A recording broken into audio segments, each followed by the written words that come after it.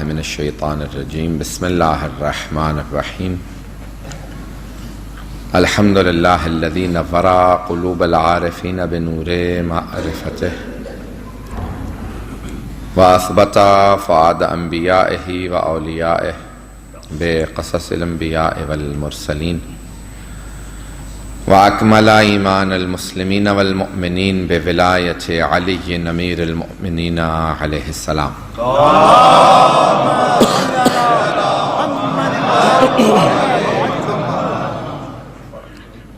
والصلاة والسلام والتحية والإكرام على أفضل الموجودات العبد المؤيد والرسول المسدد المصطفى الأمجد المحمود الأحمد أعني أبا القاسم محمد اللهم صل على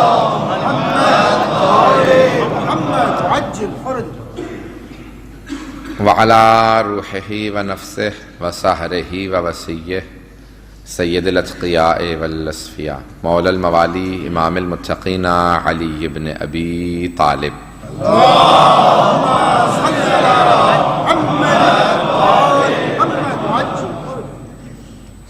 وعلى أوصيائه لا سيما بقية الله في الأرضين روحي وأرواح العالمين لتراب مقدمه الفدا واللعنة الدائمة على أعدائهم أجمعين من الآن إلى قيام يوم الدين أما بعد فقد قال جعفر الصادق عليه الصلاة والسلام اللهم صل على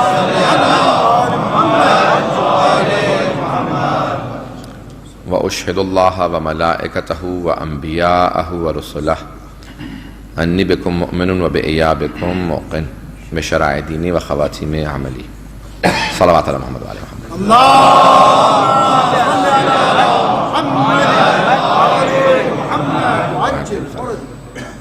زیارت وارثہ کے عنوان سے سلسلے کی نویں مجلس ہے. کل اور پرسوں پھر یہ آخری 2 مجالس ہیں. انشاءاللہ اس میں اس کو تکمیل کروں گا اور کوشش کروں گا کہ اگر آج یا کل میں زیارت وارثہ کے جو سید الشہداء کی زیارت وارثہ کے الفاظ ہیں اس کو مکمل کر لوں اور پھر کل میں اگر جناب علی اکبر کے جو زیارت کے الفاظ ہیں انہیں پیش کر سکوں اور پھر اصحاب جناب سید الشہداء کے الفاظ کو اگر کوشش کروں گا مکمل کر سکوں سارے الفاظ کو. امام نے یہاں پہ جو الفاظ استعمال کیے ہیں زیارت میں متعدد مرتبہ کہا کہ اشہدو میں گواہی دیتا ہوں اشہدو انک کنت نورا فی الاسلاب الشامخہ میں گواہی دیتا ہوں کہ آپ کا نور پاک صلبوں سے پاک رحم میں منتقل ہوتا رہا. میں گواہی دیتا ہوں کہ نماز آپ نے قائم کی. میں گواہی دیتا ہوں میں گواہی. لیکن زیارت کے اختتام پہ امام علیہ السلام یہ نہیں کہتے کہ اشہدو میں گواہی دیتا ہوں بلکہ کہتے ہیں اشہد اللہ میں اللہ کو اپنا گواہ بناتا ہوں. اشہد اللہ و ملائکتہ و انبیاءہ و رسولہ. اب امام نے یہاں 4 طبقے پیش کیے ہیں. امام فرماتے ہیں کہ میں اللہ کو اپنا گواہ بناتا ہوں, اس کے سارے ملائکہ کو گواہ بناتا ہوں, اس کے انبیاء کو, اس کے رسولوں کو, سب کو گواہ بنا کے کہتا ہوں کہ انی بکم مؤمن. ان سب کو گواہ بنا کے کہہ رہا ہوں. اپنے فعل پہ دوسرے کو گواہ بنایا جاتا ہے. اب تک امام گواہی دے رہے تھے یعنی اپنا ایمان پیش کر رہے تھے, لیکن اب امام اپنے عمل کو پیش کرنا چاہتے ہیں. جب انسان عمل پیش کرتا ہے تو پھر دوسرے کو گواہ بناتا ہے. امام کیا کہتے ہیں؟ کہتے ہیں میں سب کو گواہ بنا کے ایک بات کہنا تھا انی بکم مؤمن کہ بے شک میں آپ پہ ایمان رکھتا ہوں وَبِإِيَابِكُمْ مُوقِن اور آپ کے پلٹ کے اسی دنیا میں آنے پہ یقین رکھتا ہوں. اگر ذرا ان الفاظ پہ غور کر لیں تمام حضرات. انی بکم مؤمن وَبِإِيَابِكُمْ موقن وَبِإِيَابِكُمْ ایاب پلٹ کے واپس آنا. امام فرماتے ہیں کہ میں آپ کے پلٹ کے واپس آنے میں, اب یہاں پہ عقیدہ ہے, اسے عقیدہ رجعت کہا جاتا ہے. میں اسی کو پیش کرنا چاہ رہا ہوں آپ کے پلٹ کے واپس آنے کو. اب یہاں پہ بہت سے بعض اوقات مسلمان کنفیوز ہو جاتے ہیں. وہ سمجھتے یہ ہیں کہ ہم رجعت کے اوپر جو عقیدہ رکھتے ہیں اہل بیت کے ماننے والے وہ یہ تناسخ کا عقیدہ ہے. تناسخ جسے ریکارنیشن کہا جاتا ہے انگریزی میں, اردو کے اندر سب لوگوں نے تناسخ ہی لکھا. میں نے جتنے لغت نامے دیکھے یعنی انسان کی یہ جو روح ہے یہ کسی اور جسم میں واپس آئے, اسے کہا جاتا ہے تناسخ. تناسخ باطل ہے، ہم تناسخ کو نہیں مانتے، تناسخ پہ عقیدہ نہیں رکھتے. یہ ہندوؤں کا عقیدہ ہے، بدھ مت کے ماننے والوں کا عقیدہ ہے، مسلمانوں کا عقیدہ نہیں ہے. ہمارا اہل بیت کے ماننے والوں کا یہ عقیدہ نہیں ہے. تناسخ پہ ہمارا عقیدہ نہیں ہے. تناسخ یعنی ریکارنیشن جسے کہا جاتا ہے، یعنی انسان کی روح کسی اور جسم میں واپس آئے. یعنی انسان یہی روح اسی جسم میں واپس نہیں آئے گی، بلکہ یہ روح کسی اور جسم میں واپس آئے گی. تو اب یہ انسان کی روح اگر اسی جسم میں واپس آ رہی ہے تو پھر یہ تناسخ نہیں ہے. اسی جسم میں اس روح کا پلٹ کے واپس آنا یہ رجعت کہلاتا ہے. اسی کا نام معاد بھی ہے. اور قیامت کے دن تمام کے تمام لوگوں کو محشور کیا جائے گا اسی جسم کے ساتھ، اسی روح کے ساتھ. ہندوؤں کا، بدھ مت کے ماننے والوں کا عقیدہ یہ ہے کہ یہی انسان ساتھ اس کے تولد ہوتے ہیں، ساتھ مرتبہ وہ اس دنیا میں آتا ہے، اور یہ روح متعدد مرتبہ مختلف جسموں میں آتی ہے. بعض اوقات جانور کے بھی جسم میں آ سکتی ہے، کسی پرندے میں آ سکتی ہے، دوبارہ کسی اور انسان میں آ سکتی ہے. یہ تناسخ ہے. تناسخ باطل ہے، ہم تناسخ کو نہیں مانتے. بات واضح ہو رہی ہے؟ عزیزان گرامی، ہم لوگ تناسخ کو نہیں مانتے. اب آئیں ذرا معاد کیا ہے. اب ایک مرتبہ چند دلیلیں پیش کرنا چاہتا ہوں اگر اس عقیدے پہ سننا چاہیں. میں نے موضوع یہ لیا ہے تو تھوڑا سا علمی موضوع ہے، آپ لوگ ساتھ دیں گے.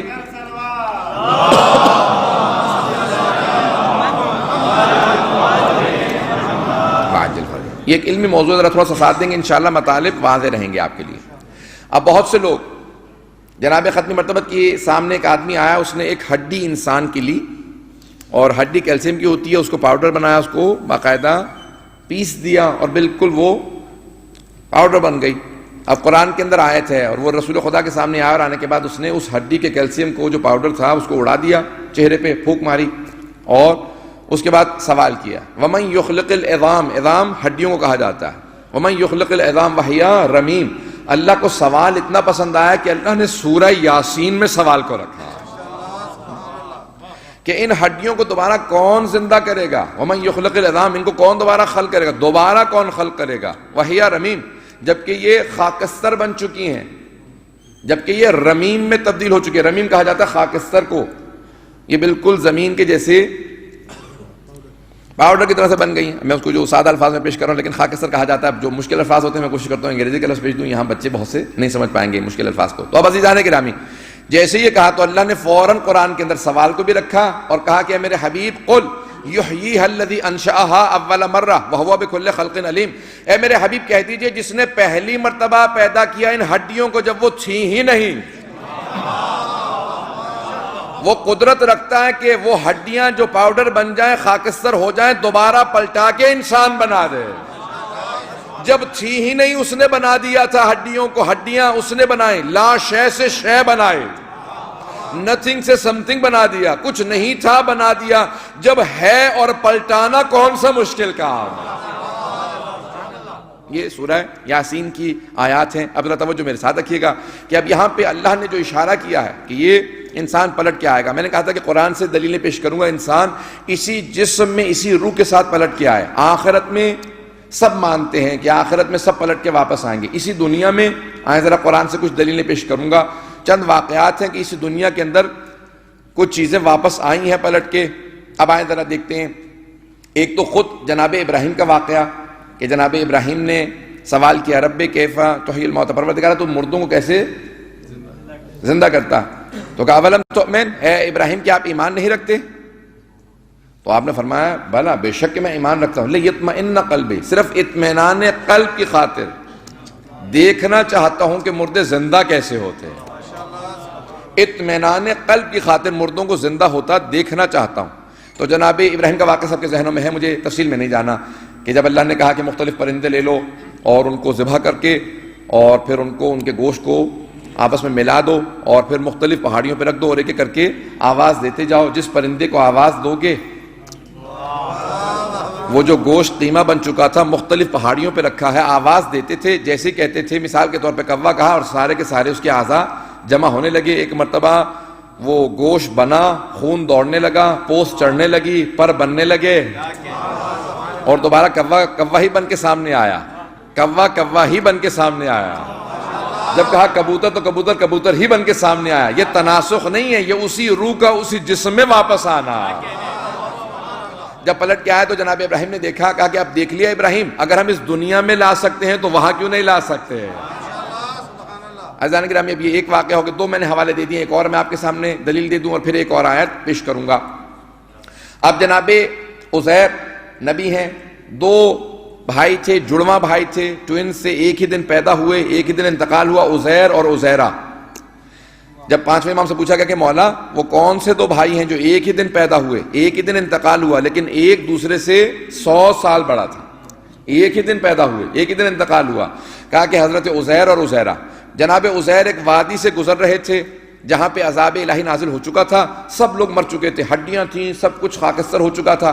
کہا پروردگارہ یہ سب دوبارہ اٹھا لیے جائیں گے، یہ سب محشور کیے جائیں گے؟ خدا نے کہا یہ سب محشور کیے جائیں گے۔ کہا پروردگارہ میں ذرا ایک مرتبہ دیکھنا چاہتا ہوں کہ انسان مرنے کے بعد محشور کیسے ہوتا۔ تو اللہ نے فوراً کہا کہ یہاں پہ آپ سو جائیے۔ اپنے ان کا گدھا تھا جس پہ سواری کر رہے تھے، کہا کہ اس کو باندھ دیں، کھانے کو رکھ دیں اور یہاں پہ آپ سو جائیں۔ تو جناب عزیر سو گئے، ایک مرتبہ سو کے اٹھے۔ جب سو کے اٹھے تو اللہ نے فوراً سوال کیا کم لبثتا، کتنی دیر سوئے ہیں، کتنی دیر سوئے ہیں؟ تو انہوں نے فوراً جواب دیا لبثت یوم او بعد یوم۔ انہوں نے کہا میں ایک دن سویا ہوں، نہیں بلکہ دن کا بھی تھوڑا سا حصہ سویا ہوں۔ انہوں نے پہلے کہا یوم او بعد یوم، کہا ایک دن سویا ہوں، بلکہ نہیں ایک دن بھی نہیں سویا، ایک دن کا کچھ حصہ سویا ہوں، بہت تھوڑی سی دیر کے لیے سویا ہوں۔ اللہ نے فوراً قرآن میں جواب دیا بل لبثت 100 عام، تم 100 سال سوتے رہے ہو۔ کہا انظر الی حمارک، اپنے گدھے کو دیکھو، انظر الی طعامک، اور اپنے کھانے کو دیکھو، کیف یتسنیٰ، کھانا ختم ہو چکا ہے، کوئی ہے ہی نہیں وہاں پہ، کچھ تھا ہی نہیں جو تم نے کھانا رکھا تھا، یاد ہے کہاں کھانا رکھا تھا؟ کہا گدھا، کہا دیکھو اس کی ہڈیاں بننے لگیں، گوشت چڑھنے لگا، خون دوڑنے لگا۔ جب ایک مرتبہ کھال بنی تو ایک بات واضح ہو گئی، وہ جو گدھا تھا دوبارہ گدھا ہی بن کے واپس آیا۔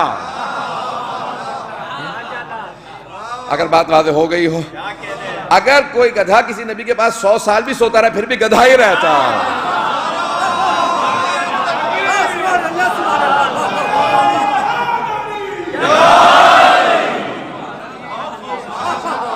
یہ قرآن ہے، قرآن کو پیش کر رہا ہوں، تو انشاءاللہ سب حضرات پہنچ گئے ہوں گے۔ تب ایک مرتبہ جناب عزیر نے دیکھا کہ ان کی وہ سواری واپس پلٹ آئی، دوبارہ گدھا گدھا ہی بن کے واپس آیا۔ کہا کہ دیکھو جیسے اس گدھے کو زندہ کیا، جس کو چاہوں جس حالت میں چاہوں اسی طرح سے پلٹا کے واپس لا سکتا ہوں۔ اب تم نے اپنی سواری کو دیکھ لیا نا، وہ پلٹ کے واپس آیا، اسی کی روح اسی میں واپس آئے۔ توجہ چاہوں گا، جناب عزیر گھر پہنچے، جا کے اپنے بھائی کو دیکھا، وہ 149 سال کے ہو چکے تھے۔ جناب عزیر ابھی 49 سال ہی کے ہیں، 49 تھے وہ 100۔ اب ایک مرتبہ سوال کیا، فوراً عزیرہ نے پوچھا، کہا کہ آپ بالکل میرے بھائی جیسے لگتے ہیں، عزیر جیسے لگتے ہیں۔ تو انہوں نے کہا بھائی جیسا نہیں لگتا ہوں، میں ہی ہوں، میں عزیر ہوں۔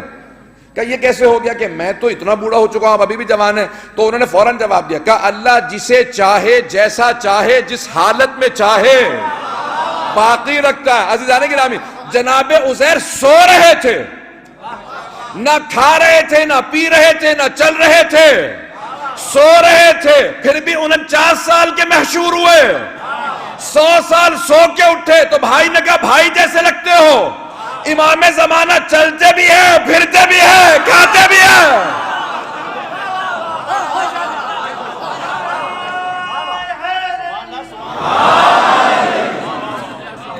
جب ایک مرتبہ ظہور فرمائیں گے، ہر آدمی کہے گا یہ اتنے برس کے لگتے نہیں ہیں کہ 1170 سال کے، 255 بھی ہجری کے حساب سے لگا دیئے، 1437 ہجری ہے، کہ کوئی نہیں کہے گا 1172 تو آج ہے، پھر بھی 40 سال کے لگیں گے۔ جو دیکھے گا کہے گا یہ جوان معلوم ہوتے ہیں۔ عزیزان گرامی، جناب عزیر نے قرآن کے اندر کہا کہ اللہ جسے چاہے جس حالت میں چاہے، یہ اس کی قدرت ہے۔ یہ ایک دلیل قرآن سے، ذرا ایک سائنس سے دلیل دے دوں، ایک سائنس سے بھی دلیل دے دوں۔ یہ تو میں نے آپ کے سامنے اب تک 4 آیات پیش کی ہیں، یہ قرآن کی آیات ہیں۔ قرآن کہتا ہے یہ قدرت پروردگار پہ سوال ہے، جو انکار کرے گا قدرت الہی کا انکار کرے گا۔ تو امام زمانہ کا انکار قدرت پروردگار کا انکار ہے۔ لیکن آئیے ذرا سائنس سے دلیل پیش کرتا ہوں۔ عزیزان گرامی، آپ کے جسم پہ بال ہے، سر پہ بال ہے، بھووں پہ بال ہے، داڑھی پہ بال ہے، وہی کھال ہے، ایک کھال پہ سارے بال ہیں نا، میری داڑھی کے اور بھووں کے بال، پلکوں کے بال اسی ایک جسم پہ ہیں۔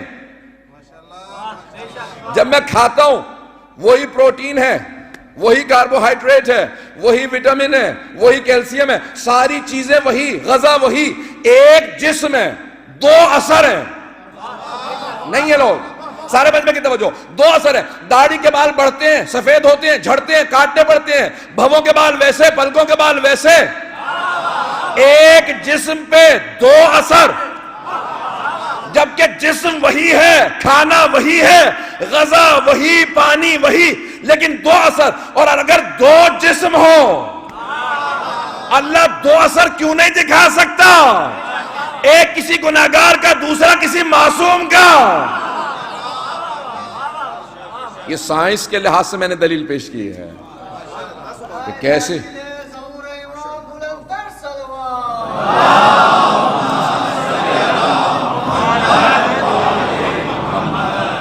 توجہ فرمائیے جانے کے رام۔ آئیے ذرا، یہ ہے رجعت کے پلٹ کے واپس آئیں گے امام علیہ السلام۔ اب مجھے تفصیل میں نہیں جانا کہ جو شہید باقر صدر نے بہت تفصیل سے بہت زیادہ دلیلیں دی ہیں کہ انہوں نے سائنس کی بھی دلیلوں میں بہت زیادہ پیچیدہ بحثیں کی ہیں۔ میں پیچیدہ بحثیں پیش نہیں کرنا چاہتا، میری کوشش یہ ہوتی ہے کہ پیچیدہ سے پیچیدہ بحث کو سادہ اور آسان کر کے پیش کروں، تاکہ اگر بچہ بھی سنے تو بچہ سمجھ سکے۔ ایسے جانے کی رامی ذرا آئیں، ذرا غور کیجئے گا۔ آئیں، سورہ غافر 40واں سورہ ہے، 11ویں آیت ہے۔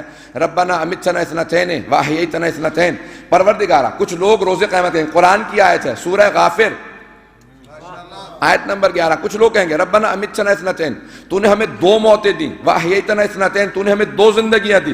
آج تک سارے مسلمان پریشان ہیں، اس آیت کی تفسیر کیا ہے؟ دو موتیں، دو زندگیاں، دو موتیں، دو زندگیاں۔ کہہ سکتے ہیں کہ یہ انسان کی دنیا میں پیدا ہوا تھا، مر گیا، قبر سے دوبارہ اٹھایا جائے گا، دوسری زندگی۔ یہ دو موتیں کیا ہیں؟ بس جتنی بھی توجیحات کر لیں، سوائے اہل بیت علیہ السلام کے کسی کے پاس جواب نہیں ہے۔ جب پوچھا گیا، مولا نے کہا یہ وہ تمام لوگ ہیں جو رجعت میں واپس آئیں گے۔ امام نے کہا کہ اللہ نے سب کے لیے نہیں کہا کہ دو زندگیاں دو موتیں، تو وہ جتنے انبیاء، جتنے اولیاء، اوصیاء، مؤمنین، صالحین، صدیقین، شہداء جو رجعت میں واپس آئیں گے، وہ کہیں گے پروردگارہ تو نے ہمیں دو زندگیاں دی تھی، دو موتیں۔ کہ یہ قرآن سے دلیل ہے اہل بیت کے پلٹ کے واپس آنے پہ۔ میں نے قرآن سے آپ کے سامنے 4 دلیلیں پیش کی ہیں، اگر غور فرما رہے ہوں جانے گا۔ اب آیات 4 آپ کے سامنے پیش کر دی ہیں، احادیث اور بھی زیادہ ہیں۔ میں نے صرف زیارت وارثہ کے اس ایک جملے پہ کہ اشہد اللہ و ملائکتہ و انبیاءہ و رسلہ انی بکم مؤمن و بایابکم موقن، میں گواہ بناتا ہوں اللہ کو، اللہ کے رسول کو، انبیاء کو، ملائکہ کو، مرسلین کو، سب کو گواہ بنا کے کہتا ہوں کہ میں آپ پہ ایمان رکھتا ہوں، آپ کی اسی دنیا میں پلٹ کے آنے پہ یقین رکھتا ہوں۔ میں یقین رکھتا ہوں، چھٹے امام علیہ السلام کہہ رہے ہیں سید الشہداء سے، میں یقین رکھتا ہوں آپ پلٹ کے اس دنیا میں واپس آئیں گے۔ پوچھا کہ کیا ہوگا؟ کہ سب سے پہلے جو اپنی قبر سے دوبارہ واپس بلایا جائے گا سید الشہداء ہوں گے، احادیث میں۔ کہ کیوں؟ کہا کہ 500 سال حکومت کریں گے اس دنیا میں رجعت کے اندر۔ کہ 70 انبیاء ان کے ساتھ آئیں گے، شہداء آئیں گے، اور بہت سے مومنین آئیں گے، اور پھر امام علیہ السلام بہت سے منافقین و کفار کو بھی دوبارہ زندہ کریں گے تاکہ ان کو سزا دی جائے۔ ایک بہت بڑے بزرگ عالم دین کہیں مجلس پڑھ رہے تھے پاکستان میں، انہوں نے کچھ پیش کیا، لوگ پہنچے نہیں تو انہوں نے اور تھوڑی سی وضاحت کی، پھر بھی لوگ نہیں پہنچے، داد نہیں دی، تو انہوں نے کوئی نام لے دیا، اس کے بعد بیچارے 6 مہینے کے لیے اندر چلے گئے۔ تو بیچارے اس طرف سے اس طرف آئے تھے، پہنچ گئے ہوں گے۔ تو اب جب واپس آئے جیل سے، اس کے بعد مجلس پڑھ رہے تھے، مجلس پڑھتے پڑھتے انہوں نے کچھ کہا، پھر لوگوں نے داد نہیں دی، کہ شیعہ قوم پہ بھی سلام ہے، جب تک جیل نہ بھجوا دیں داد نہیں دیتے۔ تو انشاءاللہ آپ حضرات پہنچ جائیے۔ تو اب ایک مرتبہ امام زمان علیہ السلام ظہور کے بعد پھر ایک مرتبہ ساری صفائی کریں گے، اور بہت سے منافقین و کفار کو بھی سزا دیں گے، تو رجعت کے اندر بہت سوں کو واپس لائیں گے، جس کو جہاں پہ رکھنا چاہیے وہاں پہ رکھیں گے۔ تو بہت سے مقامات کی صفائی ہوگی، اور صفائی ہونے کے بعد پھر بہت کچھ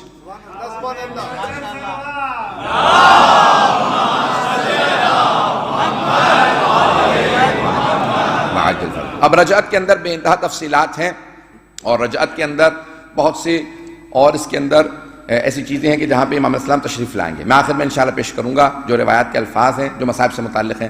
لیکن آج کہ یہ اتنا تفصیلی موضوع ہے اور کچھ ظہور کے علامات سے متعلق میں مطالب پیش کرنا چاہتا ہوں، اگر سننا پسند فرمائیں گے گرامی. میں فضائل پیش کر چکا ہوں، ذرا آئیے ذرا وہ دوسرا پہلو پیش کرنا چاہتا ہوں کہ جو ظہور سے متعلق ہے اور امام کی دوبارہ آمد سے متعلق ہے، ظہور امام زمانہ عجل اللہ تعالی فرجہ.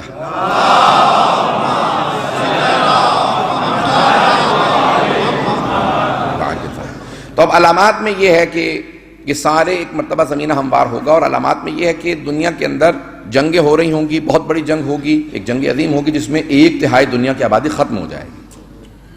یعنی اب ظاہراً نیوکلیئر وار ہی ہوگی کہ جس میں 1/3 آبادی دنیا کی ختم ہو جائے گی. اور پھر ایک وبا پھیلے گی مشرق کی جانب، اور وہاں پہ بھی 1/3 آبادی اس میں اور ختم ہو جائے گی. تو امام سے پوچھا گا کہ مولا جب 2/3 لوگ ختم ہو جائیں گے، 1/3 جنگوں میں 1/3 وبا میں، تو باقی کون بچے گا؟ تو آپ نے فرمایا کہ ہمارا 12واں باقی رہے گا اور ہمارے ماننے والے باقی رہے گا. امام نے ہمارے شیعہ باقی رہیں گے. تو کہا کہ مولا شیعہ کی تعریف کیا ہے؟ کہ میں اپنے الفاظ میں پیش کر رہا ہوں کہ شیعہ کی تعریف کیا کہ کون باقی رہے گا؟ یعنی جو باعمل ہوگا. امام نے کہا نہیں، اگر ہم پہ عقیدہ رکھتا ہوگا تو وہ محفوظ رہے گا. کہا کہ اگر باعمل ہوگا تو بہتر، اگر بے عمل بھی ہوگا تو اگر ہمارا ہے، ہم پہ عقیدہ رکھتا ہے تو وہ باقی رہے گا. مولا نے فرمایا کہا کہ یہ باعمل بھی ہونا ہماری ولایت کے بغیر بے عملی سے بدتر ہے. اگر میں پہنچا پایا. امام نے فرمایا کہا کہ ہماری ولایت کا اگر عقیدہ رکھتا ہوگا تو عقیدہ رکھنا اس کے لیے کافی ہوگا. کہا کہ مولا کوئی بھی نہیں مرے گا جنگ میں وبا کے اندر. امام نے کہا نہیں مریں گے، بہت کم، لیکن جو جائے گا وہ شہید ہوگا. کہا کہ لیکن اکثر ہمارے ماننے والے صرف اس وجہ سے بچ جائیں گے کہ وہ ہمارے ماننے والے ہیں. کہ جہاں جنگ ہو رہی ہو وہاں جانا مت، جہاں وبا پھیلی ہو وہاں جانا مت، اور اگر تم وہاں ہو تو وہاں سے باہر مت نکلنا. کہ وبا دوسروں کے لیے ہے، تم محفوظ رہو گے، بس ہماری ولایت کو مانتے رہنا، تمہیں اللہ محفوظ رکھے گا. کہا کہ حالات بہت خراب ہوں گے، تمہیں بھی بے انتہا مصائب سامنے آئیں گی، پریشانیاں آئیں گی، قتل و خون بھی دیکھو گے، لیکن یاد رکھنا ہماری ولایت کی وجہ سے تمہارا ایمان بھی باقی رہے گا اور تمہاری ہر چیز کی اللہ حفاظت کرے گا. کہا کہ تم پریشانیوں میں گھر جاؤ گے، جب تم ہر طرف سے نا امید ہو جاؤ گے کہ پریشانیاں ختم نہیں ہو سکتی، تو یاد رکھو اس وقت ہمارے ولی کی طرف سے، ہمارے امام کی طرف سے، ہمارے حجت کی طرف سے تمہاری رہنمائی ہوگی. وہ تمہیں اس طرح سے نکالیں گے کہ تم سوچ رہے ہوگے کہ اب سارے راستے بند ہو چکے ہیں، کہ وہ تمہارے لیے اس طرح راستے کھولیں گے کہ تم اپنا نقصان کر چکے ہوگے اور صرف ان کی ولایت پہ اعتقاد کی وجہ سے تم مصائب سے نکلو گے. ایسا نہیں ہوا تھا کتنے ممالک کے اندر کہ جہاں لوگ چاروں طرف سے ناامید ہو گئے تھے، اب کہتے تھے کچھ نہیں ہو سکتا، اور اللہ نے کہا کہ نہیں، ہم تمہیں وہ راستے دکھائیں گے. مجھے نہیں معلوم میں بات پہنچا پا رہا ہوں یا نہیں. اب میں نام نہیں لے سکتا ہوں، تفصیلات میں نہیں جا سکتا ہوں، ملکوں کے نام نہیں لے سکتا، لیکن کتنی آج زیارات آزاد ہیں، اور ان زیارات کے اطراف میں رہنے والے کہتے تھے کہ نہیں اب ختم ہو چکا، اب کچھ نہیں ہوگا. عزیزان گرامی آج وہی زیارات، عزیزان گرامی جملے کو روک کے پیش کر رہا ہوں، وہ تمام افراد جو کہتے تھے کہ ہم حسین ابن علی کا نام مٹا دیں گے، ان کے نام مٹ گئے. اگر باقی ہے تو حسین ابن علی کا نام باقی ہے. اگر آج زیارت باقی ہے، روضہ باقی ہے، تو حسین کا روضہ باقی ہے. اگر کسی کو دشمن حسین کی کسی قبر کا نشان ملے تو ٹھوکر مار کے کہ اٹھ بتا تو کہاں ہے، حسین کا نام باقی ہے، حسین کا روضہ باقی ہے، زیارت حسین باقی ہے. آج ہر چیز حسین ابن علی سے وابستہ باقی ہے. عزیزان گرامی لوگ بہت زیادہ کئی مرتبہ پریشان ہو جاتے ہیں، بہت زیادہ اختناق محسوس کرنے لگتے ہیں کہ ایسا کیا ہوگا، پھر کیا ہوگا. مولا فرماتے ہیں خبردار بہت زیادہ پریشان نہ ہونا، اور اگر زیادہ پریشان ہو تو ہمارے سے توسل رکھنا، ہمارے پہ ایمان رکھنا، یقین رکھنا، ہم تمہاری رہنمائی کرتے رہیں گے. کہ بدترین وقتوں کے اندر ہم تمہاری رہنمائی کریں گے. بہت سے حالات ایسے ہو جائیں گے عزیزان گرامی. اب یہ سارے حالات ہوں گے، پھر کیا ہوگا مولا، اور کیا حالات ہو جائیں گے. مولا نے کہا ایمان کو محفوظ رکھنا. اب میں یہاں پہ ایک روایت کو پیش کر رہا ہوں، پریشان ہو کے نہ سنیے گا، بہت بڑے مجتہد سے تصدیق کی ہے، وہ علم رجال کے بھی ماہر ہیں، درایہ کے ماہر ہیں. ان سے پوچھا، انہوں نے کہا مستند ہے، اور انہوں نے اس کو سنایا. آج ذرا حدیث کو پیش کرتا ہوں. کسی نے کہا چھٹے امام علیہ السلام سے، کہا مولا میرے لیے دعا کر دے میں جنت میں چلا جاؤں. تو مولا نے کہا ایسی چیز کیوں ہم سے کہہ رہے ہو کہ مانگے جو تمہارے پاس پہلے سے ہے؟ غور سے سنیے گا، غور سے، کوئی ضائع نہ ہونے دے اس حدیث کو. کہا کہ ایسی چیز ہم سے کیوں کہتے ہو کہ تمہارے لیے مانگے جو پہلے سے موجود ہے؟ کہا نہیں مولا میں تو دنیا میں ہوں، جنت مانگ رہا ہوں. مولا نے کہا نہیں تم ابھی بھی جنت میں ہو. کہا نہیں مولا میں تو دنیا میں ہوں، مرنے کے بعد جنت میں جاؤں گا. مولا نے کہا نہیں، اسی دنیا میں رہتے ہوئے تمہارا جنت میں مکان موجود ہے. کہا مولا کیسے؟ کہا سنو، یہ مت کہو کہ مولا دعا مانگے میں جنت میں چلا جاؤں. اگر ہماری ولایت رکھتے ہو تو جنت میں ہو، دعا یہ مانگو ہماری ولایت میں باقی رہو.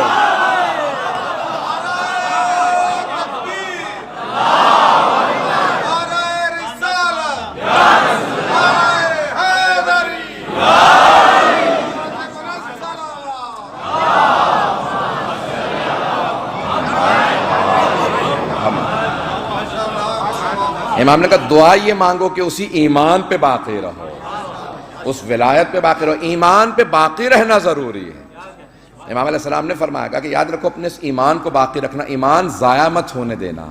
کہا آخری زمانے میں ایمان کا بچانا زیادہ مشکل ہوگا. کہ بعض اوقات ہمارے ہی ماننے والوں میں بیٹھو گے ایمان ضائع کر دیا کریں گے.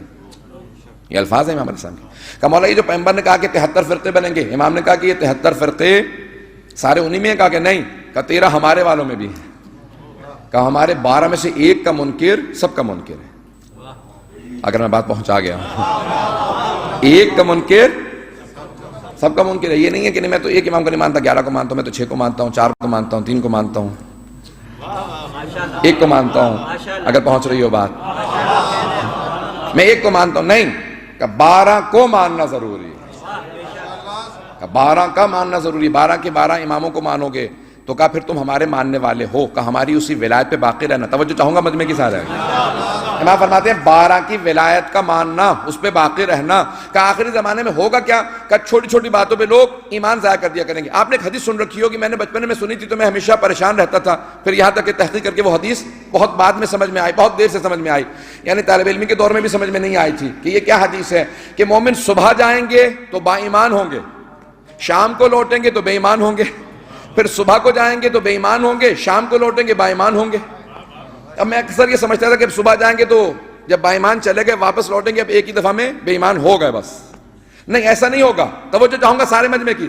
ایمان کا گراف کیسے چلے گا؟ اگر گراف بنے گا تو ایسے جیسے ویوز چلتی ہیں سمندر کی، لہریں چلتی ہیں. کہ کبھی با ایمان بے ایمان، با ایمان بے ایمان. کہ اسی طرح سے تاریخ میں دیکھ لو کہ بہت سے ایمان کے عروج پہ دنیا میں گئے اور بہت سے زوال پہ دنیا سے گئے. نہیں پہنچا پایا ہوں یا پھر گھبرا کے سن رہے ہیں بہت زیادہ. اب میں نام نہیں لے سکتا ہوں لیکن چند نام جلدی لے دوں گا. جناب حور کا ان کا بھی ایمان ویریشن تھا نا، بہت زیادہ پریشان رہتے تھے. کبھی اگر ایمان کہیں بالکل گراف لو ہوتا تھا، بہت ہی پس ہوتا تھا، تو لجام فرس میں ہاتھ ڈالا سید الشہداء کو روک دیا. آپ جا نہیں سکتے، مجھے گرفتار کرنے کے لیے بھیجا گیا. امام نے کہا ثقلت کو مک، تیری ماں تیرے غم میں بیٹھے. اب یہ جناب سید الشہداء نے کیوں کہا کہ تیری ماں تیرے غم میں بیٹھے؟ کیونکہ جناب حر کو سوچنے پہ مجبور کر رہے تھے. جب کہا نا کہ تیری ماں تیرے غم میں بیٹھے تو حضرت حر نے ایک ہی جملہ کہا تھا نا کہ حسین اگر مجھے کسی اور نے کہا ہوتا تو میں یہی جملہ پلٹا دیتا، لیکن میں مجبور ہوں، آپ زہرا کے بیٹے ہیں. تو اب کیا کیا؟ سید الشہداء نے 2 محرم کو حضرت حر کو سوچنے پہ مجبور کیا اور انہوں نے سوچنا شروع کیا. حر زہرا کے بیٹے کو مارے گا؟ تیری اتنی جرت! اب سوچتے رہے، روتے رہے کہ پروردگارہ میں کیا کروں، میرا دل اس طرف ہے. 9 محرم کو سید الشہداء نے مہلت مانگی نہیں تھی، حر کو مہلت دی تھی کہ ادھر سے ادھر آ جائے. اب ایک مرتبہ جب کہا نا کہ 8 کا دن گزر گیا، 9 کی شب آ گئی، تو سید الشہداء نے کہا عباس ذرا کہہ دو کہ 1 رات کے لیے مہلت باقی رکھیں، آج صبح جنگ نہیں کریں گے ہم، 1 دن کے لیے رک جاؤ. تو ایک مرتبہ رک گئے. جناب حر فوراً پلٹے. اب میں مسائل میں نہیں جانا چاہتا. جب بیٹے نے پوچھا یا غلام نے پوچھا یا بھائی نے پوچھا، تینوں روایات موجود ہے، کچھ نے کہا تینوں موجود تھے کہ آقا کیا بات ہے، گھبرا کیوں رہے ہیں، ہاتھ پاؤں کیوں کانپ رہے ہیں آپ کے؟ اگر ہم سے کوئی پوچھتا کہ لشکر یزید میں سب سے دلیر کون ہے، بہادر کون ہے، ہم آپ کا نام لیتے. کانپ رہے ہیں آپ؟ کہا ہاں. کہا کیوں؟ کہا مجھے جناب سیدہ سے ڈر لگتا، کہا مجھے بی بی سے بہت خوف آتا. کہا کیوں ڈر رہے ہو؟ کہا ادھر زہرا کا بیٹا ہے۔ کہا پھر کیا دیکھ رہے ہیں آپ؟ کہا میں ادھر جہنم دیکھ رہا ہوں، ادھر جنت دیکھ رہا ہوں، حسین کی طرف جنت ہے۔ کہا میں حسین کی طرف جنت دیکھ رہا ہوں، یزید کی طرف جہنم دیکھ رہا ہوں۔ کہا پھر کیا سوچا؟ کہا سوچ رہا ہوں جنت میں چلا جاؤ۔ کہا پھر کیا سوچ رہے ہیں آپ؟ کہا میں جا رہا ہوں۔ اب اتنے میں دیکھا کہ ایک آدمی سامنے سے آ رہا ہے۔ کہا کیا کر رہے ہو؟ کہا میں گھوڑے کو پانی پلانے جا رہا ہوں، دیکھتے نہیں کتنی گرمی ہے، میرا گھوڑا بہت پیاسا۔ اچانک کسی خیمے سے آواز آئی العطاش، فوراً تڑپنے لگے۔ کہا جانور پانی پی رہے ہیں اور زہرا کی اولاد پیاسی ہے۔ اب تڑپنے لگے جناب حر کا پروردگارہ یہ میں نے حسین کا راستہ روکا تھا۔ میں صرف مثال پیش کر رہا ہوں کہ میں نے راستہ روکا تھا۔ فوراً اپنے بیٹے سے کہا کہ بیٹا میرے ہاتھوں کو باندھ دو۔ کہا بابا کیوں؟ آپ تو آزاد ہے، غلاموں کے ہاتھوں کو باندھا جاتا ہے۔ کہا بیٹا ان ہاتھوں نے حسین کی ذوالجناح کی لگام میں ہاتھ ڈالا تھا، میں حسین کا مجرم ہوں، میرے ہاتھوں کو باندھ دو۔ جب ہاتھوں کو باندھا پھر کہا بیٹا میری آنکھوں پہ پٹی باندھ دو، میں ان نگاہوں سے حسین کو دیکھ نہیں سکتا، میں مجرم ہوں حسین کا۔ تو آنکھوں پہ بیٹے نے پٹی باندھ دی۔ وہاں پہ سید الشہداء نے آواز دی کہ عباس استقبال کرو، ہمارا مہمان آ رہا ہے۔ تو جناب عباس کو آتا دیکھنا، جناب عباس کا بہت زیادہ روب تھا، لشکر یزید پہ بہت خوف طاری تھا۔ تو کہا کون آ رہا ہے، کس کے آنے کی آہٹ محسوس ہو رہی ہے؟ کہا بابا عباس ابن علی آ رہے ہیں۔ کہا بیٹا ان سے کہہ دو کہ ہم جنگ کے لیے نہیں آ رہے ہیں۔ تو فوراً بیٹے نے آواز دی، کہا کہ ہم لوگ جنگ کے لیے نہیں آ رہے۔ کہا میں استقبال کے لیے آ رہا ہوں۔ تو فوراً حضرت حر نے کہا کہ یہ تو مجھے یقین ہو گیا کہ پیاسا کنویں کے پاس نہیں گیا، کنواں پیاسے کے پاس آ گیا۔ کہا اس سے بڑا کسی کو سعادت کسی کو نصیب نہیں ہو سکتی۔ تو فوراً ہاتھوں کو کھولا، ان کی آنکھوں سے پٹی کھول دی۔ تو جناب حر فوراً قدموں میں جا کے گر گئے، سید الشہداء کے پاؤں کو چومنے لگے۔ تو امام حسین نے دونوں بازو پکڑے، تھاما اور سر کو اٹھا کے کہا کہ حر کیا بات ہے، تم تو بہت دلیر ہو، شجاع ہو۔ کہا کہ حل من توبہ، کیا میری توبہ قبول ہو سکتی ہے؟ حسین کیا میری توبہ قبول ہو سکتی ہے؟ میں آپ کا گنہگار ہوں۔ کہا کہ حر جا میں نے تجھے معاف کیا، میری ماں فاطمہ نے معاف کیا۔ کیوں جناب سیدہ کا کیوں ذکر کیا؟ کیونکہ جناب حر نے جناب سیدہ کی وجہ سے ساتھ دیا تھا، جناب سیدہ کے لیے ساتھ دیا۔ فوراً کہا کہ جا میری ماں فاطمہ نے بھی معاف کر دیا۔ تو اب بہت روئے۔ کہا کہ اگر آپ نے واقعا معاف کر دیا ہے نا تو پھر سب سے پہلے مجھے لڑنے کی اجازت ہے، سب سے پہلے مجھے جنگ کی اجازت دیں۔ تو کہا حر آپ ہمارے مہمان ہیں، لیکن ہمارے خیمے میں پانی نہیں کہ ہم پانی پلا سکیں۔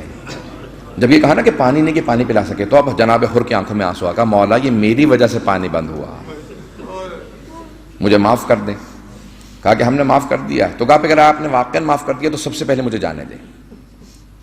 تو میں انشاءاللہ آخر میں پیش کروں گا، لیکن عزیزان گرامی اب جناب حر کا ایمان جب اپنی معراج پہ تھا تو حسین کی بارگاہ میں آ گئے۔ اب بہت سی یہی جو روایات ملتی ہیں کہ کتنے ہی لوگوں کا صبح کو ایمان نہیں ہوگا، شام کو پلٹ کے واپس آ جائے گا، یعنی بعض اوقات صبح انسان ایمان کھو دے گا لیکن واپس، یعنی ہر روز انسان کا۔ اب معصوم کہتے ہیں جب دعا مانگنا تو یہ دعا مانگنا کہ پروردگارہ جب تم موت عطا کرے تو مجھے ایمان پہ موت عطا کرنا، ایمان پہ موت۔ اب تک توجہ ہے مجمع کی؟ مجھے نہیں معلوم اگر آپ لوگ سننا چاہ رہے ہیں یا نہیں، میں آخر میں پیش کروں گا سارے مسائل۔ تو اب جناب امام صادق علیہ السلام فرماتے ہیں کہ ایمان پہ موت کو طلب کرنا، آخری زمانے میں سب سے جو اہم چیز ہوگی وہ ایمان پہ موت ہوگی، کہ ایمان پہ موت ہو۔ اور کتنی دعائیں ہیں، قنوت ہیں، کتنے ہی اور تعقیبات ہیں جس کے اندر یہ الفاظ آئے ہیں کہ انسان ایمان مانگے۔ اب آخری زمانے کے اندر اب ایسے بہت سے اور مل جائیں گے کہ جو جناب امیر علیہ السلام کے مقابلے میں آ گئے، کبھی ساتھ دیتے تھے کبھی مخالف ہوتے تھے۔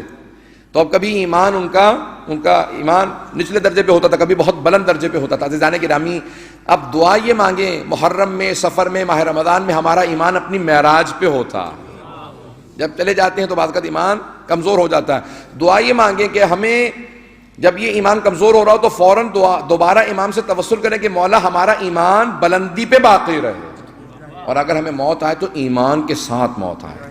مجھے نہیں معلوم میں پہنچا پا رہا ہوں اس بات کو کہ نہیں پہنچا پا رہا ہوں۔ فیضان کرام اسی لیے ایمان، اس ایمان پہ باقی رہنا، انسان کے ایمان ضائع نہ کریں، ایک پہلی چیز ہے، بنیادی چیز۔ دوسری جو چیز پیش کرنا چاہتا ہوں کہ آخری زمانے کے اندر امام فرماتے ہیں کہ آخری زمانے کی علامات میں سے علامت یہ ہے، سننا چاہ رہے ہیں عزیزان گرامی؟ امام فرماتے ہیں آخری زمانے کی علامات میں سے ایک علامت یہ ہے کہ افراد کا صرف ایمان ضائع نہیں ہوگا، بلکہ کچھ ایسی علامات امام نے بتائیں، کہا کہ اس طرح کے موسم ہوں گے کہ سردیوں میں گرمیاں، گرمیوں میں سردیاں، یہ شاید گلوبل وارمنگ کا تصور پیش کر رہے ہیں، کہ حکمرانوں کے اندر مستورات، خواتین جو وہ حکمران ہوں گی ان کی تعداد بہت زیادہ ہوگی، کہ آخری زمانے کے اندر دینہم دنانیرہم، بہت سے لوگوں کا دین،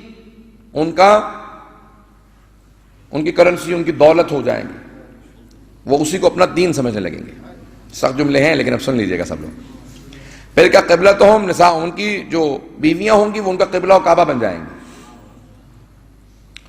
اور آخری زمانے میں اور کیا ہوگا، کہا کہ قرآن صرف تحفوں کے لیے رہ جائے گا، پڑھنے والا کوئی نہیں ہوگا، مسجدیں سجاوٹ کے لیے ہوں گی، بسانے والا کوئی نہیں ہوگا، کہ علماء پہ عمل ہو جائیں گے، لباس ہوگا، کہا کہ اس کی وجہ سے بعض اوقات لوگ ان سے متنفر ہو جائیں گے، دور ہو جائیں گے، کہا ہمارے علماء سے، آخری زمانے کے علماء سے ہماری تعلیمات لے لینا، ان کے کردار سے ہماری وجہ سے دور مت ہونا، کہا اگر عالم کو باعمل پاؤ تو فوراً اس کے گرویدہ ہو جانا، قریب ہو جانا، کہا اگر کوئی آخری زمانے میں عالم ربانی ہو تو اس کو دیکھنے سے ہماری بھی یاد تازہ ہوگی، اور اگر کا فاسق ہو تو اس کی وجہ سے ہم سے بھی دور ہو جاؤ گے، اس لیے تعلیمات لینا۔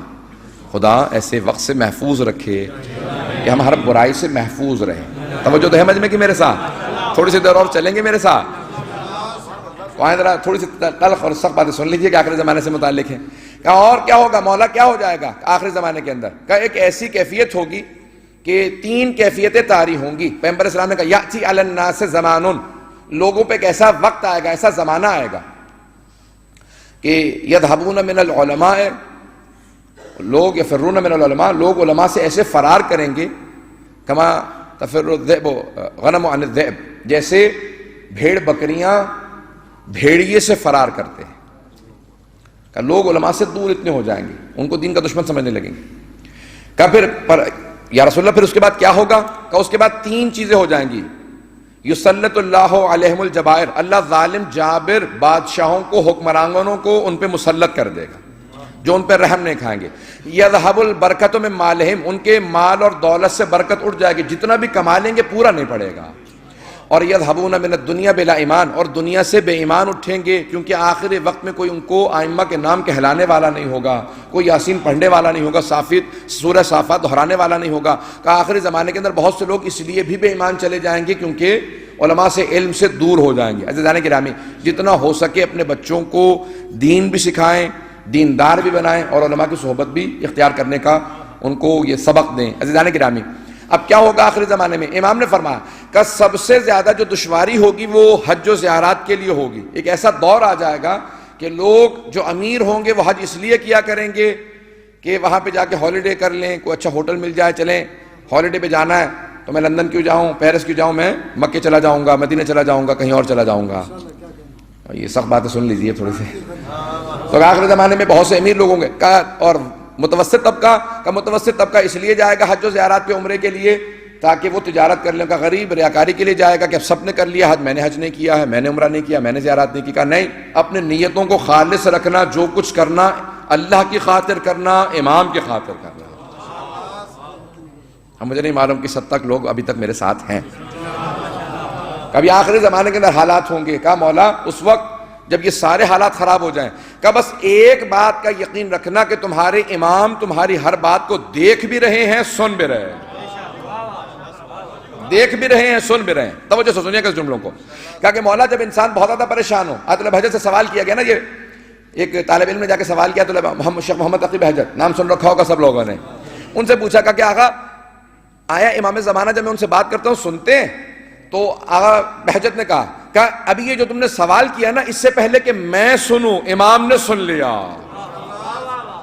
کہ اور یہ جو میں جواب دے رہا ہوں اس سے پہلے کہ تم سنو امام زمانہ نے سنا، کہ ہمارے امام ہم سے پہلے ہماری بات کو سنتے ہیں، ہم سے پہلے جواب دیتے ہیں۔ جب کسی نے کہا نا کہ مولا میرے لیے دعا کر دیجئے، کسی سے کہا کہ مولا سے درخواست کر دینا میرے لیے دعا کریں، امام نے کہا میرا پیغام دینا، میں تم سے غافل کب تھا کہ تم دعاؤں کے لیے کہہ رہے ہو، میں غافل کب ہوتا ہوں، مجھ سے بات تو کیا کرو، میں جواب بھی دیتا ہوں، تم اپنے گناہوں کی وجہ سے سن نہیں پاتے ہو، میں تم سے کلام کرتا ہوں،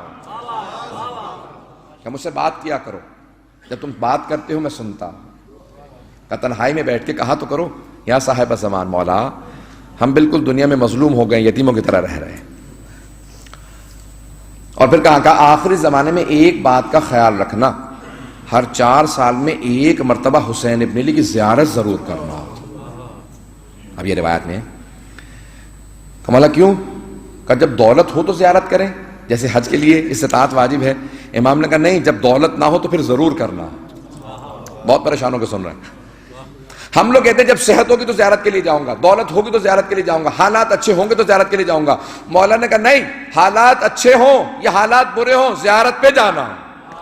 کہا مولا جب صحت اچھی ہوگا، نہیں، بیمار ہو تب بھی جانا، صحت وہاں سے لے کے آنا۔ کہا مولا جب دولت ہو تو جاؤں گا، نہیں، جب دولت نہ ہو تو وہاں جانا، مولا سے لے کے آنا۔ بھئی سنیے گا، سب کے سب سنیں۔ کہ مولا ہمیں جانتے ہیں، کہ سنو حسین ابن علی جو جو زیارت کے لیے آتا ہے اس کو اس کے نام سے جانتے ہیں، اس کے چہرے سے پہچانتے ہیں، اس کے شجرے سے جانتے ہیں۔ یہ کہاں سے آیا ہے، کون آ رہا؟ کہ جب زیارت کرنے جاؤ تو امام ہر ایک اس کے نام سے پہچانتے ہیں۔ آئیں ذرا میں پیش کرنا چاہ رہا ہوں۔ اب زیارات پہ بہت سے لوگ جانے والے ہوں گے، چہلوں کے لیے کچھ آداب پیش کر دوں آپ لوگوں کے لیے۔ کہ سب کی زیارت کے لیے جانا تو سفید لباس میں جانا۔ ائمہ کی زیارت کے لیے مستحب یہ ہے سفید لباس میں جانا۔ کفن سفید ہوتا ہے نا، کیا لیکن سید الشہداء کی زیارت کے لیے سیاہ لباس میں آنا۔ کہا کیوں؟ کہ وہ جو سب سے پہلے بہنیں آئی تھی، وہ جو بیٹا آیا تھا وہ سیاہ لباس میں آئے تھے۔ سنیں گے کہ ہر امام کی زیارت کے لیے جانا تو پہلے غسل بجا لانا، خوشبو لگانا، نیا لباس پہننا اور نیا لباس پہن کے زیارت کرنا۔ کہ سید الشہداء کی زیارت کے لیے جاؤ تو کہ وہی گرد و غبار والے کپڑے جن پہ دھول لگی ہوئی ہو، کہ انہی کپڑوں میں جانا۔ کا کیوں؟ کہ وہ جو پہلے بہنیں آئی تھی، جن بہنوں نے سب سے پہلے زیارت کی تھی نا، وہ آوازیں دے دے کے کہتی تھی بھیا ہم شام سے چل کے آئے، ہمارا استقبال کرو، بھیا ہمیں بلا لو، ہم بہت دور سے چل کے آئے۔ تو اب روایت کے الفاظ ہیں، امام نے کہا کہ جب مولا سید الشہداء کی زیارت کے لیے جاؤ تو کہ انہی گرد آلود کپڑوں میں جاؤ۔ اب آئیں ذرا میں پیش کرنا چاہتا ہوں، میں کچھ تفصیل سے مسائل پیش کروں گا آج، کہ انشاءاللہ سب میرے ساتھ رہیں گے۔ عزیزان گرامی، جناب حر نے جب آنے کے بعد کہا تھا نا، مولا سے کہا کہ مولا مجھے سب سے پہلے اجازت دیں، میں زیارات کی ساری چیزوں کو پیش کرنا چاہتا ہوں آج، اگر پیش کر پایا۔ کہا مولا مجھے سب سے پہلے اجازت دیں، اگر آپ راضی ہیں۔ کہا کہ ہاں میں راضی ہوں، اجازت ہے۔ کہا مولا جب میں نے اونچی آواز سے بات کی تھی نا تو آپ نے مجھ سے کہا تھا لین کلامک یا شیخ، اے حر ذرا آرام سے گفتگو کر، تو اکیلا، میرے ساتھ میری بہنیں ہیں، میری بہنوں نے کبھی کسی کو مجھ سے بلند آواز سے بات کرتے نہیں سنا، آواز کو نرم کر۔ جب ایک مرتبہ کہا نا، کہا کہ مولا مجھے مہلت دیں گے، میں آپ کی بہنوں سے معافی مانگ لوں، مجھے ایک مرتبہ معافی مانگ لینے دیں۔ مولا نے کہا حر اجازت ہے۔ تو جناب حر آئے، اس خیمے کے باہر کھڑے ہو گئے جہاں جناب زینب ام کلثوم تھی، اور ایک مرتبہ آواز دی۔ گھوڑے پہ سوار تھے، سر پہ خول پہن رکھا تھا۔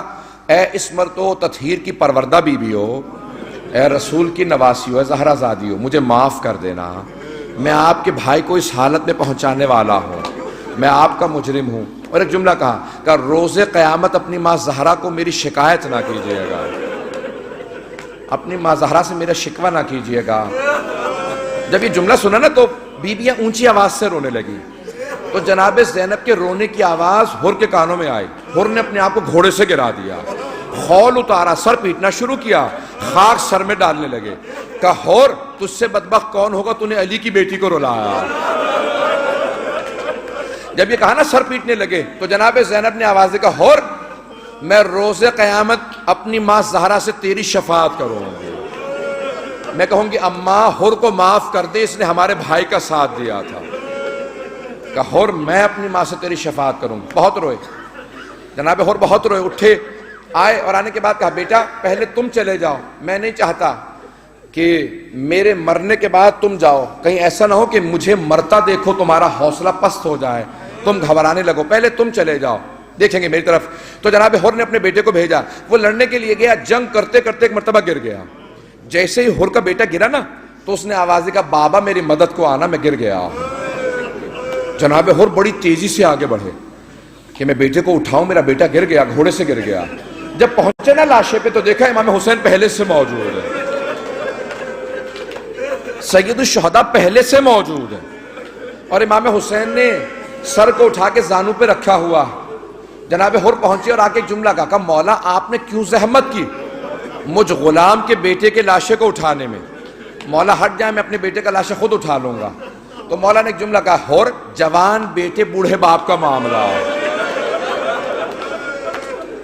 حر پیچھے ہٹ جاؤ، میں تمہارے بیٹے کے لاشے کو اٹھاؤں گا۔ کہا نہیں مولا یہ غلام زادہ، کہا نہیں حر بیٹے کا معاملہ، جوان بیٹے کے لاشے کو باپ کو نہیں اٹھانا چاہیے۔ لیکن جب ظہر کے بعد جناب علی اکبر گرے نا تو کوئی امام حسین سے کہنے والا نہیں تھا مولا جوان بیٹے بوڑھے باپ کا معاملہ ہے، کوئی حسین کو روکنے والا نہیں تھا، کوئی یہ کہنے والا نہیں تھا کہ مولا ہم لاشا اٹھا لیتے ہیں۔ بس بھئی جناب حر نے جب ایک مرتبہ دیکھا نا کہ سید الشہداء نے لاشا اٹھا لیا، عزیزان گرامی یہ میں ساری تفصیل سے پیش کرنا چاہ رہا ہوں، میں نے زیارت سے متعلق آج مطالب پیش کرنے ہیں۔ روایت یہ ہے کہ جب جناب زینب کبریٰ پہنچی نا، شام سے پہنچی، تو امام سجاد جب آ رہے تھے، اب یہاں پہ سارے میں مسائل پیش کرنا چاہ رہا ہوں جو زیارت پہ جا رہا ہے۔ آداب زیارت یہ ہیں کہ ایک دوسرے کا زیارت میں خیال رکھو۔ چوتھے امام کہتے ہیں جو بھی میرے بابا کی زیارت کے لیے جائے نا اپنا خیال نہ رکھے، دوسروں کا خیال رکھے۔ وہ جو دوسرے زائر آئے ہیں نا ان کا خیال رکھنا، انہیں پوچھتے رہنا پانی کی پیاس تو نہیں ہے، تم بھوکے تو نہیں ہو، رہنے کی جگہ ہے، کہ میرے بابا کے زائرین کا پوچھتے رہنا۔ مولا نے کیا کہا؟ بنی اسد کو بلایا کہ بنی اسد دیکھو یہ تم سے زمین میں نے خرید لی ہے نا، پیسے دے دیے ہیں نا؟ کہا مولا، کہ یہ زمین میں نے تمہیں بخش دی ہے، زمین تم رکھ لو۔ کہ مولا جب پیسے دے دیے تو واپس کیوں کر رہے ہیں؟ کہ بس میرے 3 کام کر دینا، زمین بھی تم رکھ لو، پیسے بھی تم رکھ لو، 3 کام کرنا۔ کہ مولا کیا کام ہے؟ کہ ہماری قبریں بنا دینا، ہمارے لاشیں دھوپ میں نہ پڑے رہے، علی اکبر کا لاشا دھوپ میں نہ پڑا رہے، کہ ہمارے لاشیں دفنا دینا۔ کہ مولا لاشیں دفنانا تو واجب ہے، آپ پھر بھی وصیت کر رہے ہیں؟ کہ نہیں، کہیں ایسا نہ ہو کہ تمہیں عبید اللہ ابن زیاد کا خوف ہو، لاشیں دفنا دینا۔ کہ مولا ہم لاشیں دفنا دیں گے۔ مولا دوسرا کام کیا ہے؟ کہ اگر میرا کوئی زائر آئے نا اور پوچھے قبریں کہاں ہیں تو ہماری قبروں کے نشان بتا دینا، بتا دینا کہاں حسین کی قبر ہے، کہاں علی اکبر کو دفنایا، کہاں قاسم، کہاں عباس، کہ ہماری قبروں کے نشان۔ کہ مولا آپ نے کہا 3 فرمائش ہے، تیسری فرمائش کیا ہے آپ کی؟ کہ اگر میرا کوئی غریب زائر آئے اسے 3 دن تک مہمان رکھنا، اسے کھانا ضرور کھلانا، اسے پانی ضرور پلانا۔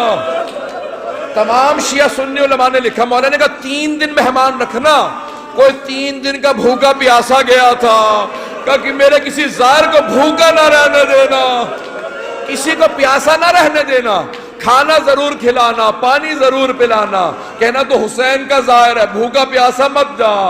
یہ امام حسین نے وصیت کی اپنے زائرین کے لیے۔ سنیں گے اب؟ آئیں ذرا میری طرف دیکھیے گا، میں ہاتھ جوڑ کے 2 جملے پیش کرنا چاہتا ہوں، اگر دیکھ نہ سکے تو آنکھیں بند کر کے تصور کیجئے گا۔ جب کوئی یتیم ہو جاتا نا، جب کسی کا کوئی باپ مارا جائے، بھائی مارا جائے، چچا مارا جائے، اسے بڑی حسرت ہوتی ہے مجھے کوئی گلے لگا کے پرسا دے، کوئی مجھ سے پرسا لے۔ امام سجاد کو واقعہ کربلا کے بعد کسی نے گلے نہیں لگایا تھا، کسی نے پرسا نہیں دیا تھا، کسی نے پرسا نہیں لیا تھا۔ جب امام سجاد لٹ کے شام سے واپس کربلا پہنچے تو امام کسی اپنے کو تلاش کر رہے تھے، اتنے میں دیکھا سامنے جناب جابر کھڑے ہیں، امام خود ہی آگے بڑھے، جناب جابر کو گلے سے لگایا، کہا جابر ہاں ہونا قتل رجالنا، یہاں میرے بابا کو ذبح کیا، جابر میرے بھیا علی اکبر کے برچھی لگی، علی اصغر کے تیر لگا، چچا عباس کے بازو قلم ہوئے، جابر میرے گلے میں توق ڈالا گیا، ہاتھوں میں زنجیریں، پاؤں میں بیڑیاں، جابر میری پھپھیوں کی چادریں لوٹی گئے۔ جناب جابر رونے لگے، بہت بلند آواز سے رو رہے تھے۔ جناب جابر جب زیادہ روئے نا، کہا مولا بڑے مظلوم ہے، کہا جابر مجھے کسی نے پرسا نہیں دیا، میں یتیم ہو گیا، کسی نے گلے سے نہیں لگایا۔ ادرکم اللہ، خود ہی امام نے آواز دی، کہا جابر آپ ذرا کچھ دور چلے جائیے۔ کہا مولا میں تو نابینا ہوں، میں کچھ دیکھ نہیں سکتا، مجھے پتا ہے آپ کی پھپھیاں ساتھ ہیں۔ کہا جابر آپ دیکھ نہیں سکتے، سن تو سکتے ہیں۔ کہا مولا آپ کیا چھپانا چاہتے ہیں؟ کہا میری پھپھیاں بھی بیان کرے گی، کوئی بیٹے کو بلائے گی، کوئی بھائی کو روئے گی، کوئی علی اکبر کو یاد کرے گی، ابھی یہ چیخو پکار کریں گی بلند آواز سے، جابر میری غیرت برداشت نہیں کرتی، میری پھپھیوں کے کوئی بہن سنے۔ اجرکم اللہ، میں تمام کر دیتا لیکن یہاں مصائب تمام نہیں ہوتے۔ سنیں گے روایت کے جملے سنیں گے۔ امام سجاد نے ایک مرتبہ دیکھا، پوچھا جناب زینب کبریٰ نے، بیٹا سجاد میرے بھیا حسین کی قبر کون سی ہے؟ امام نے اشارہ کیا کہ پھوپھی اماں یہ میرے بابا کی قبر ہے۔ کچھ دیر تک بیویاں روتی رہی، پھر امام نے آواز دی کہ پھوپھی اماں اٹھ جائیے، بس کیجئے۔ پھوپھی اماں ذرا بیویوں سے کہے کچھ دور چلی جائیں۔ کہا بیٹا سجاد کیوں دور چلے جائیں؟ کہ میں اپنے بابا کے سر کو ان کے جسم سے ملحق کروں گا، ابھی جب میں قبر دوبارہ کھودوں گا، جب میں لاشے کے ساتھ سر کو رکھوں گا، آپ لاشے کو دیکھ نہیں پائیں گی۔ آپ نے پہلے دیکھا تھا جب لاشے پہ گھوڑے دوڑائے گئے۔ امام سجاد نے برداشت نہیں کیا کہ پھپھیاں دیکھیں کہ کس حالت میں۔ سنیں گے جملے؟ آئیں ذرا میں روک کے جملے پیش کر رہا ہوں۔ روایت کے الفاظ ہیں، امام کا جب ظہور ہوگا نا، امام زمانہ علیہ السلام کا، تو امام مکے سے مدینے آئیں گے، مدینے سے سب سے پہلے کربلا جائیں گے۔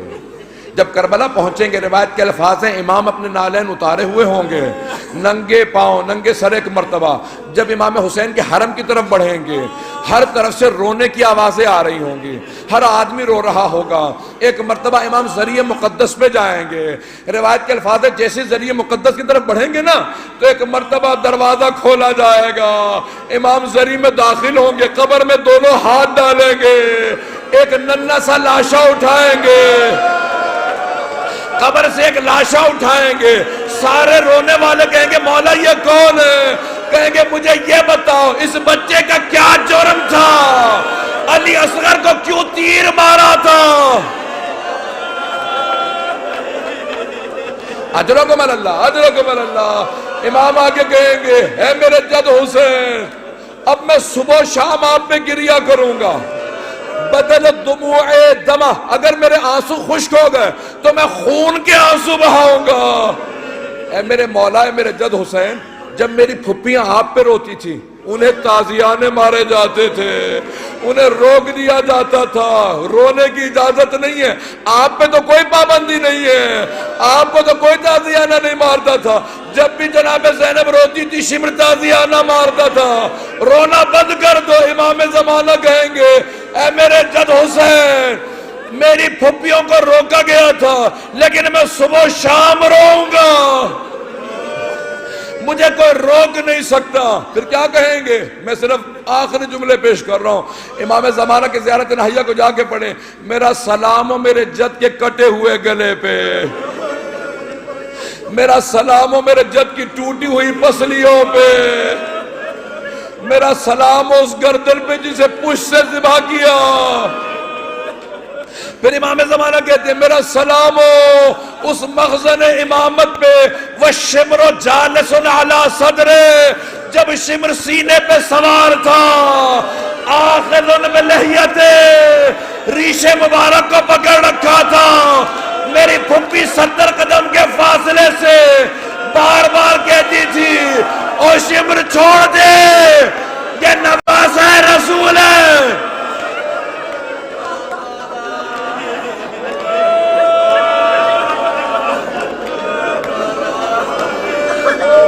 الا لعنت اللہ علی القوم الظالمین وسيعلم الذين ظلموا أي منقلب ينقلبون۔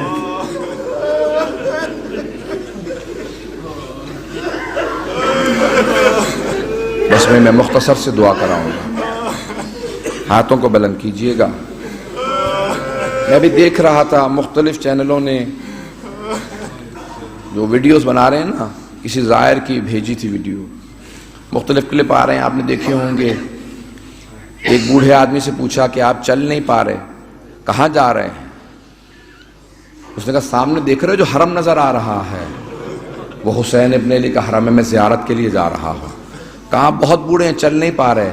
کہا میں سید الشہداء کی بہنوں سے زیادہ مظلوم نہیں ہوں۔ کہا وہ بیویاں چل کے آئی تھی، میں بھی چل سکتا ہوں۔ کہا چھوٹے چھوٹے قدم کیوں لے رہے ہیں؟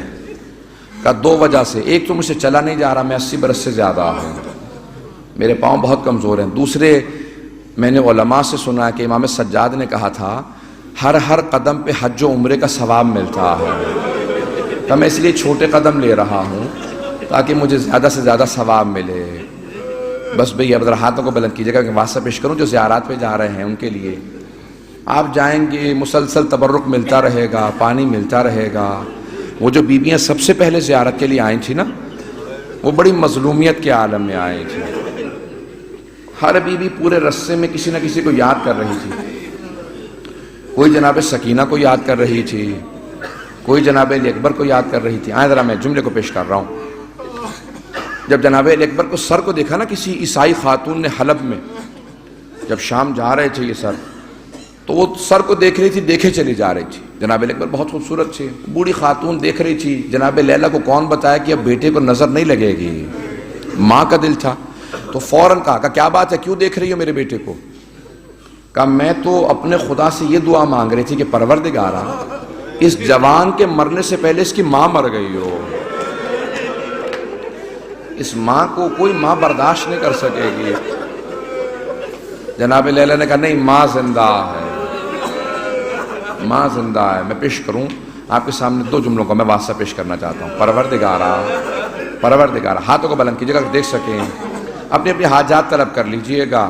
میں یہاں پہ ایک مرتبہ دعا کرنے والا ایک واسطہ دوں گا۔ میں جانتا ہوں آپ میں سے بہت سے لوگ بہت رو لیے، بہت تھک گئے ہوں گے، ایک واسطہ دے رہا ہوں، مجھے معاف کریں گے اگر برداشت نہ کر سکیں۔ میں ایک واسطہ ضرور دوں گا آج دعاؤں کے لیے۔ آج جمعے کا دن گزر گیا، ہفتے کا دن گزر گیا، کتنے دن گزر گئے، ہم لوگ مسلسل تڑپتے رہے۔ اب جناب سید الشہداء کی زیارت کے لیے کون کون جا رہا ہے، کون کون نہیں جا رہا، ہم میں سے بہت سے اس سال محروم رہیں گے نا، تو ذرا ایک مرتبہ کہیں مولا ہم زیارت پہ نہیں آ پا رہے لیکن ہمارے دل کربلا میں ہے، مولا ہمارے دل کربلا میں۔ ایک واسطہ دے رہا ہوں، جو حاجات خصوصاً زیارت کی دعا مانگیے گا، ضرور جائیں گے، امام زمانہ کے ظہور کی دعا مانگیے گا، ایک واسطہ دے رہا ہوں، مجھے معاف کریں گے۔ پروردگارا، واسطہ اس لحظے کا جب جناب سید الشہداء جناب علی اکبر کا لاشا واپس لائے، جب لاشا لے آئے نا تو جناب زینب سب سے پہلے آئیں اور سب سے زیادہ رو رہی تھی۔ اس وقت جناب سید الشہداء نے کہا فضہ ذرا میرے بیٹے کی ماں لیلہ سے کہو کہ بیٹے سے وداع کر لے۔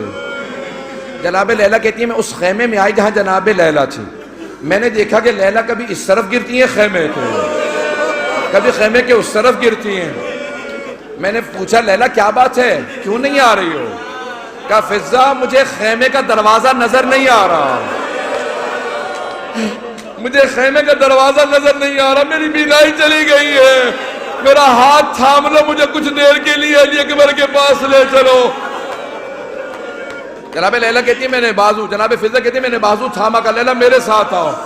کہا فضہ مجھے کچھ پتہ نہیں چل رہا، جناب خلیل خدا نے پٹی باندھ لی تھی نا، اسی لیے کچھ دیر کے لیے اللہ نے نور چھین لیا تھا کہ دیکھ نہ سکے، ماں ہے۔ کہا فضہ ذرا مجھے علی اکبر کے لاشے کے کنارے بٹھا دو۔ جیسے بیٹی سینے پہ ہاتھ رکھ کے کہا علی اکبر بابا پہ قربان ہونا چاہتے تھے، مجھے بتاؤ اب میں کسے قربان کروں؟ پروردگارا، واسطہ اس ماں کی عظمتوں کا ہمیں امام زمانہ کا ظہور دیکھنا نصیب فرما۔ پروردگارا، ہم گنہگار ہیں، ہمارے گناہوں کو معاف فرما۔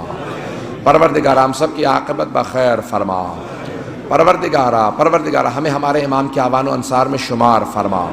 دشمنان اہل بیت کو نیست و نابود فرما۔ مؤمنین کی حفاظت فرما، زائرین کی حفاظت فرما، ہمارے مقامات مقدسہ کی حفاظت فرما، نجف کی، کربلا کی، کاظمین کی، سامرہ کی، بلد کی، شام کے تمام روضوں کی حفاظت فرما۔ جنت البقیع تعمیر ہوتا دیکھنا نصیب فرما۔ پروردگارا، میدان کربلا کے اندر تو سارے روضے تعمیر ہو گئے نا۔ ایک بہت بڑے عالم نے جملہ کہا ہے، کہا کہ زائرین سید الشہداء سے کہنا جب بھی حرم میں جائیں نا تو کبھی بھی روشنی دیکھ کے، سونے چاندی کی زری دیکھ کے یہ نہ سوچے کہ حسین پہ اتنا ظلم نہیں ہوا ہوگا۔ جملہ پیش کروں، وہ کیا کہتے تھے؟ وہ کہتے تھے وہ جو قبر کے اندر لاشاں ہے نا وہ بڑا زخموں سے چور چور ہے، وہ لاشا بڑا زخموں سے چور چور ہے۔ کہا تم نے صرف سونے چاندی کی زری دیکھی ہے، روشنی دیکھی ہے، بیویوں نے لاشیں دیکھے ہیں۔ پروردگارا، ہمیں سید الشہداء کی معرفت نصیب فرما، زندگی میں امام حسین کی زیارت نصیب فرما۔ آخرت میں سید الشہداء کی شفاعت نصیب فرما۔ پروردگارا دشمنان سید الشہداء کو نیست و نابود فرما، عزاداری کی حفاظت فرما، عزاداروں کی حفاظت فرما، جو ہاتھ بلند ہے کسی کو رد نہ فرما۔ پروردگارا نہ جانے لوگ تیری بارگاہ میں کیا کیا امیدیں لے کے آئے ہوں گے۔ اے صاحب الزمان ذرا ایک نظر کرم اس مجمع پہ کر دیجئے، یہ لوگ کس عقیدت کے ساتھ آئے ہیں۔ جب تک امام حسین نہیں بلاتے کوئی زیارت پہ نہیں جا سکتا۔ ذرا ایک مرتبہ بھی آنکھوں میں آنسو ہے نا سر، ذرا ایک مرتبہ کہیں مولا اس سال نہیں بلائے تو ہمیں اگلے سال ضرور بلائے۔ مولا آپ کو آپ کی اس بہن زائرہ کا واسطہ، اپنے بیٹے کی زیارت کا واسطہ، مولا وہ جو زیارت کے لیے آئے تھے بڑے تڑپتے ہوئے آئے تھے، ان کی اس زیارت کا واسطہ ہمیں بار بار آپ کی زیارت نصیب ہو۔ اے سید الشہداء ہمیں بار بار آپ کی زیارت نصیب ہو۔ اے مولا آپ خود سے کہہ دیں، آئیں ذرا آخری جملہ میں جانتا ہوں، آخری دعا کر رہا ہوں، اپنے اپنے ہاتھوں کو جو جو حاجات ہو طلب کر لیجئے گا۔ ذرا میں جو باہر خدمت کرنے والے ہیں ان سے متعلق ایک جملہ کہہ رہا ہوں۔ مولا نے خود سے اپنے سارے زائرین کو ایک مرتبہ خواب میں کہا جو زیارت کے لیے گئے تھے، مسافر خانے گئے، انہوں نے ایک چاوش سے کہا تھا ذرا مصائب پڑھ دو، اس چاوش نے جناب اکبر کے مصائب پڑھے، شب جمعہ تھی، سب کہتے ہیں ہم نے ایک مرتبہ جناب سید الشہداء کو خواب میں دیکھا، آئے، کہا میں 3 وجہ سے تمہارے ملنے کے لیے آیا ہوں۔ کہ پہلی وجہ جو میری زیارت کے لیے آتا ہے میں اس سے ملنے ضرور جاتا ہوں۔ کہ دوسری وجہ یہ ہے جب واپس جاؤ گے نا تو جس امام بارگاہ سے آئے وہاں پہ میرا ایک خادم ہے، میرے عزاداروں کے جوتے سیدھے کر کے رکھتا ہے، اسے میرا سلام ضرور کہہ دینا، اسے کہنا میں اس سے بڑی محبت کرتا ہوں، وہ میرے عزاداروں کے جوتے سیدھے کر کے رکھتا ہے، اس میرے خادم کو میرا سلام کہنا۔ کا تیسری وجہ یہ ہے، اور امام خود رونے لگے، کا تیسری وجہ یہ ہے کہ شب جمعہ ہو، میرا حرم ہو، علی اکبر کے مصائب نہ پڑھنا ہو۔ کہا مولا لیکن ہمیں تو بتایا کہ آپ کو سب سے زیادہ محبت ہی جناب علی اکبر سے تھی۔ کہا ہاں لیکن شب جمعہ میں میری ماں فاطمہ جنت البقیع سے میری زیارت کے لیے آتی ہے، سب علی اکبر کے مصائب برداشت کر لیتے ہیں لیکن میری ماں برداشت نہیں کرتی۔ کہ کل رات سے میری ماں بے ہوش ہے، جب بھی ہوش آتا ایک سوال کرتی ہے، حسین کیسے لاشا اٹھایا تھا، حسین کیسے لاشا اٹھا لیا تھا۔ تو بس بھی ایک مرتبہ کہیں گے اے مولا ہمیں زندگی میں بار بار آنا نصیب ہو، پروردگار ہمیں بار بار زیارت سید الشہداء نصیب ہو، جب تک زندہ رہے حسین کے عزاداری پہ باقی رہے، مرنے کے بعد ان کی شفاعت نصیب ہو۔ ربنا تقبل منا انک انت السمیع العلیم بحق محمد و آلہ الطیبین الطاہرین۔